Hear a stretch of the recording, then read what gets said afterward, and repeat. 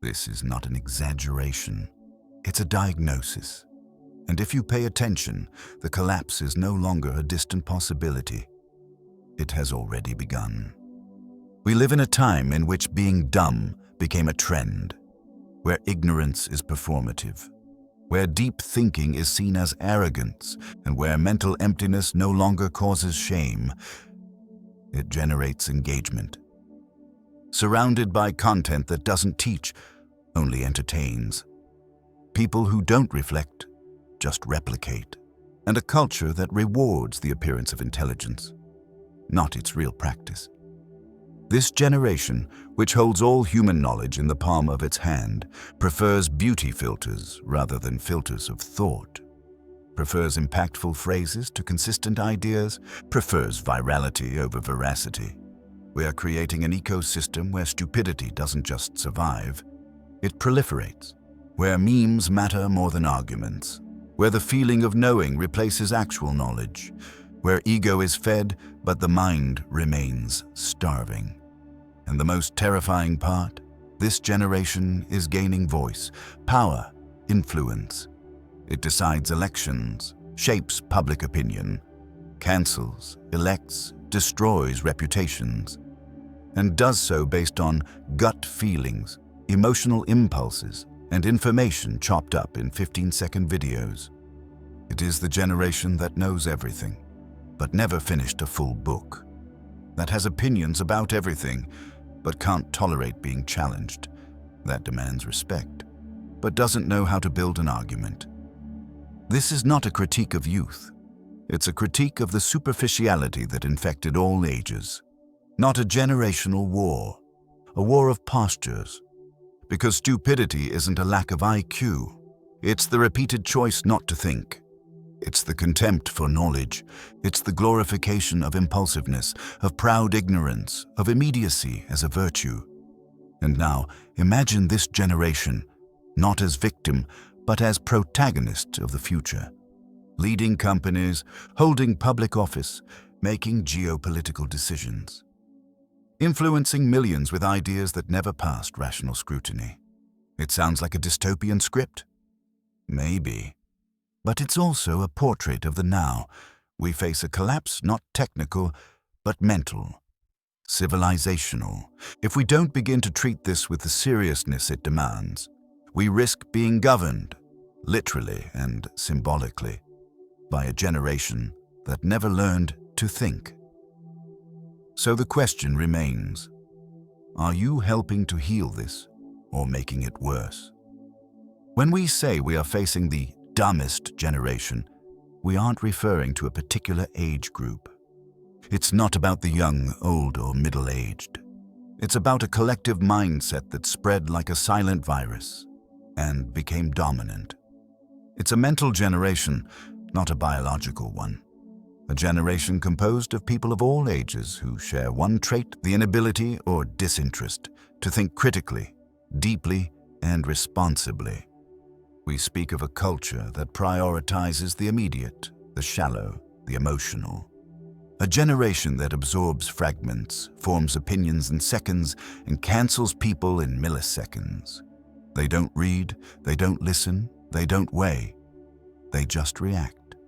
This generation is everywhere, in social media comments, in empty political debates, in influencers who confuse self-esteem with inflated egos, in opinion makers who never underwent real reflection. The problem is that this generation became the standard, and anyone who resists that, who seeks depth, who tries to bring nuance into conversations, is seen as weird. Or worse, arrogant, too intellectual, hard to understand. Mediocrity has been normalized. Ignorance has gained the badge of authenticity. Stupidity has become a lifestyle. But this is not just sad, it's dangerous. Because this dumb generation is deciding society's course based on memes, gut feelings, and emotional narratives. It consumes, shares, votes, teaches, influences, all without rational filters, without analytics, without consistency. We are facing a generation that values likes over arguments, engagement more than ethics, impact more than truth. And when truth becomes secondary, everything becomes vulnerable. Science, politics, education, our very notion of reality. The most alarming thing is we're no longer dealing with uninformed individuals, but with an entire environment built for misinformation. An atmosphere where thinking is rare, even undesirable. This generation isn't dumb by nature. It is dumb by cultural choice, by convenience, by the addiction to attention, by the rejection of complexity. And the great risk? That it believes it is right, that it has no doubts, that it never hesitates, that it moves with a blind conviction of someone who never paused to think. This is the generation that could ruin our lives, because it doesn't recognize its own limitations, and worse, mocks those who do. Ignorance, when organized, becomes political power, and it is already doing so. The dumbest generation in history didn't emerge by accident. It was constructed bit by bit, click by click. This is not the result of bad luck, but of a poorly disguised cultural plan. The first factor is the culture of distraction. We live in an ecosystem that hates silence, that fills all voids with stimuli. Every idle moment became ad space. Every pause became unproductive time. The brain, overloaded with stimuli, loses the capacity for focus. Deep thinking demands sustained attention, and attention has become an endangered resource.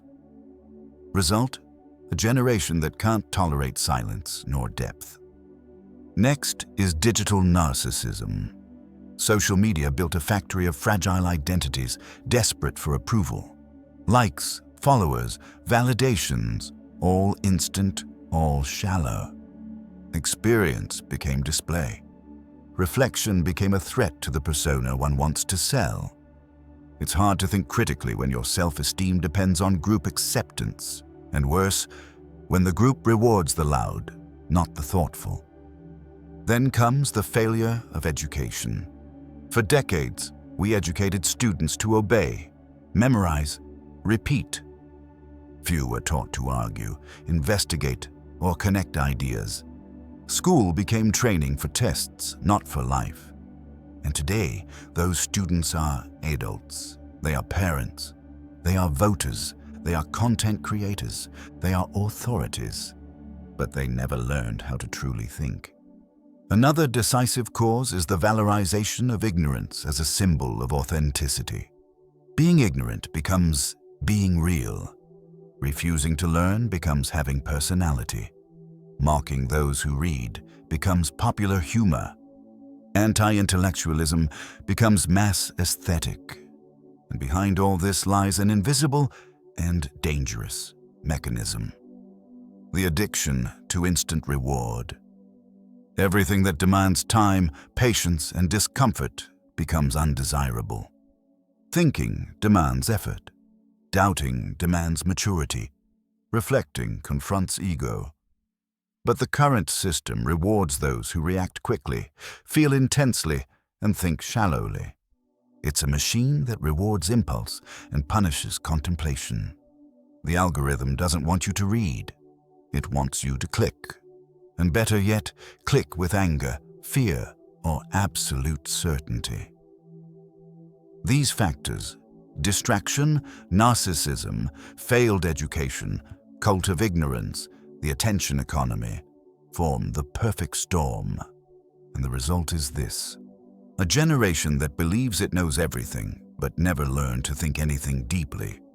We face a collective mental model that rejects complexity as if it were a threat. So it solves complex problems with catchy phrases, speaks about everything but understands almost nothing.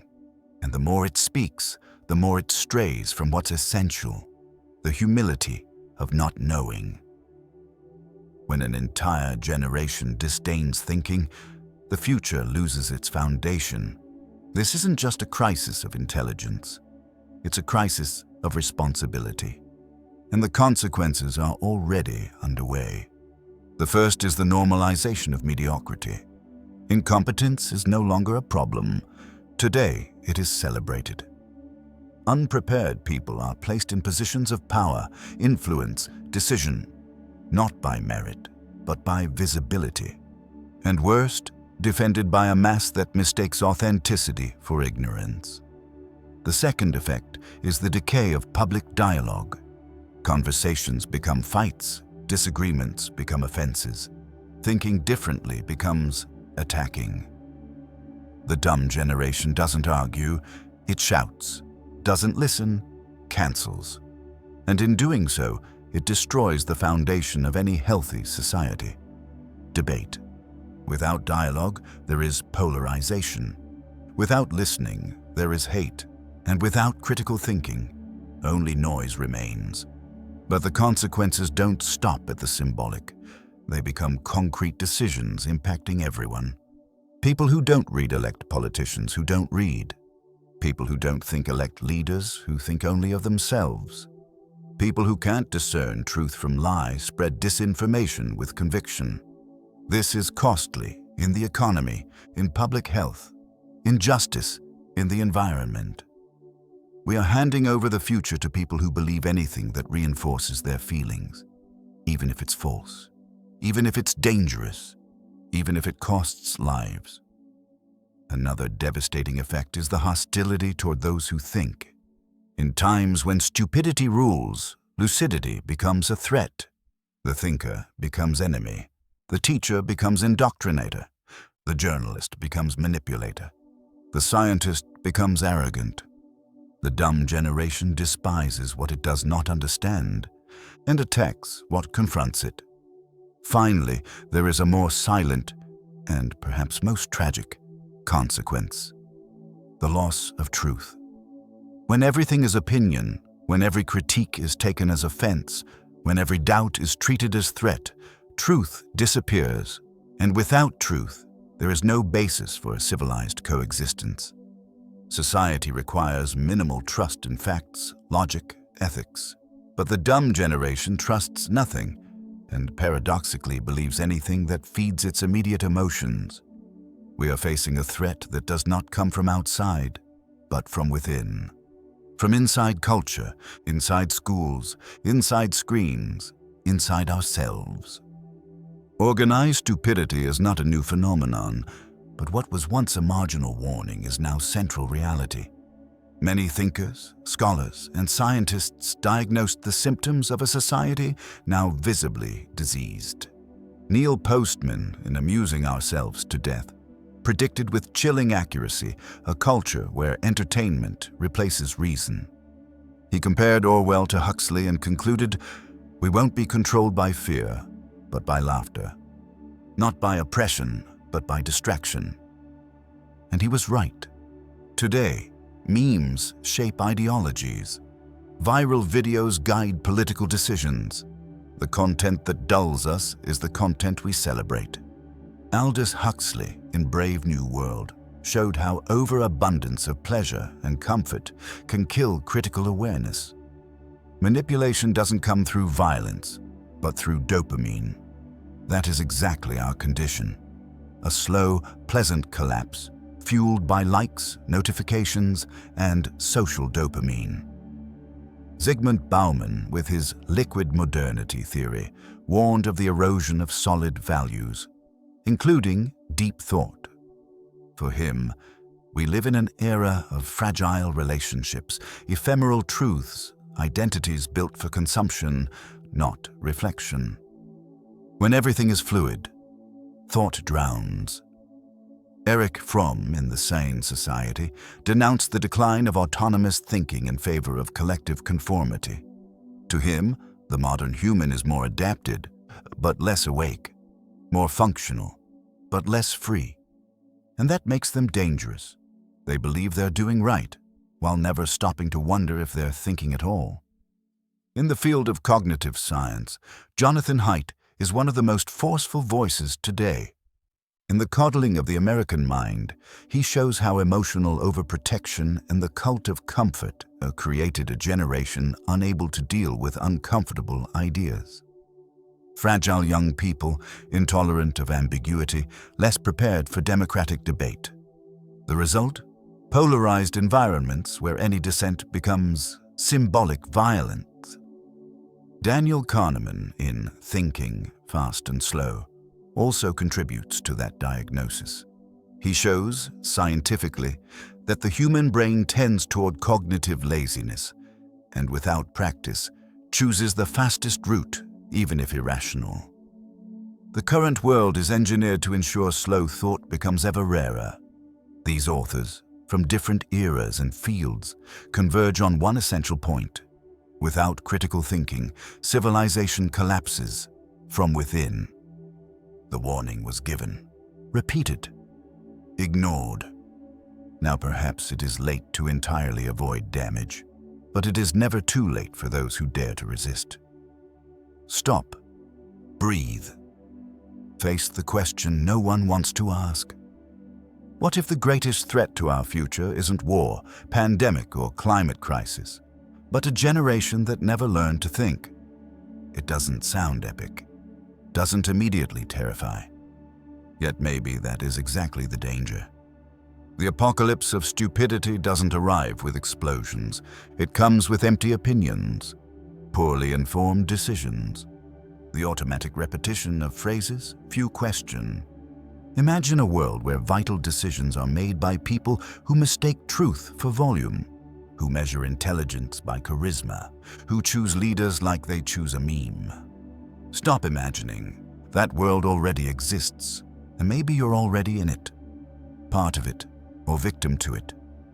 The real tragedy isn't the existence of stupidity, it always existed. The tragedy is when it becomes the norm, when lucidity becomes the exception, when doubt becomes weakness and dumb certainty becomes the flag. Ask yourself, how many times have you feared being too complex for having a nuanced thought? How many times have you stayed silent so as not to offend an audience that only embraces what reinforces their own ego? How many times have you pretended to agree just to avoid being cancelled?